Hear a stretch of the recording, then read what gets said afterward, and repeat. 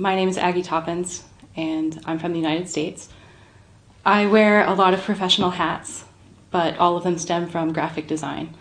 So I practice graphic design with a studio practice, and even within my studio practice, there are various activities that happen there. I have a self-publishing practice in which I make artist books and zines. I have a series called Critical Theory Cocktails, which has been successful. I'm about to publish the 5th issue of that. I do work for galleries like an artist would, using the language of graphic design as my discipline. And I sometimes work with clients as well. I don't do that quite as much now, but I still like to work with clients on social justice projects. So I've done some work in Chattanooga, where I live, on, for example, disenfranchisement, which is this law that takes away the right to vote from people who have been convicted of felonies. So I've been involved with those kinds of initiatives through my work as a designer. Additionally, I am a professor of graphic design at the University of Tennessee at Chattanooga, and that has been the most fulfilling thing I've ever done with my career. What I love about being a professor is that moment where your path in life crosses your student's path in life in the classroom.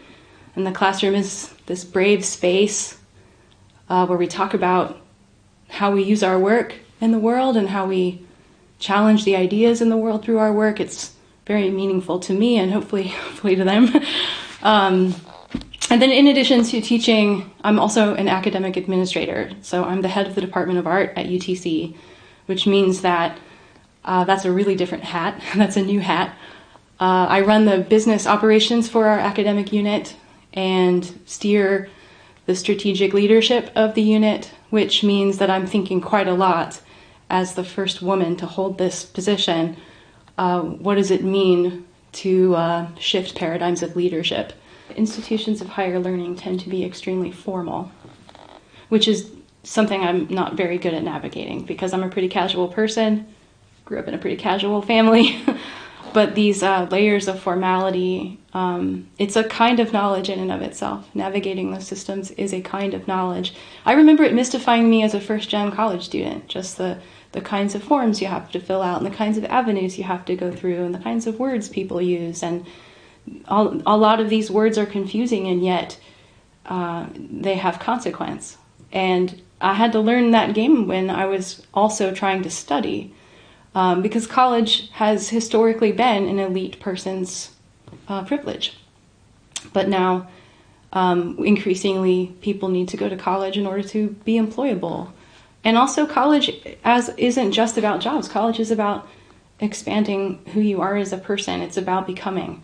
And that means embracing cultural and social ideas that may or may not have a paycheck attached to them. And it also means becoming a more aware citizen. It means becoming more responsible to each other. It's about stewardship as much as it is about scholarship. So academia is an interesting place to talk about inclusivity. Part of it has to do with just the historical idea of an institution. It takes a long time to be educated enough to qualify. Like, you have to have a PhD, right? That's like 12 years, right? A million years. Some college subjects struggle to recruit people from historically oppressed communities. For example, philosophy, fine arts in the United States, because there's so much emphasis on vocation, there's so much emphasis on making a living. And this is also, I think, because of the rising cost of the college education. This has led to problems with inclusivity.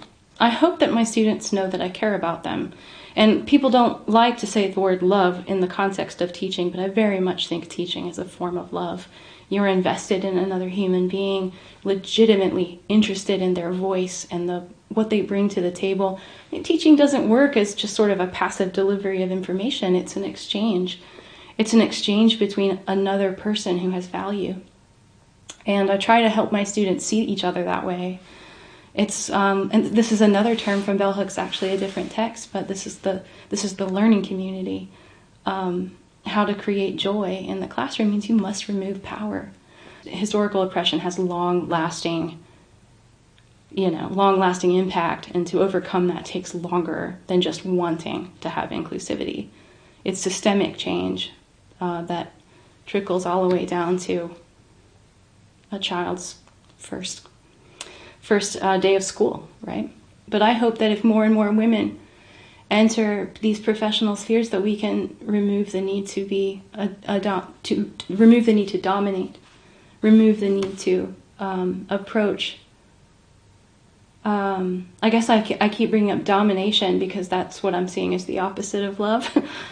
But if we can if we can actually be part of more public professional conversations, then maybe there would be more of a paradigm where listening, collaborating, cooperating, and loving is okay.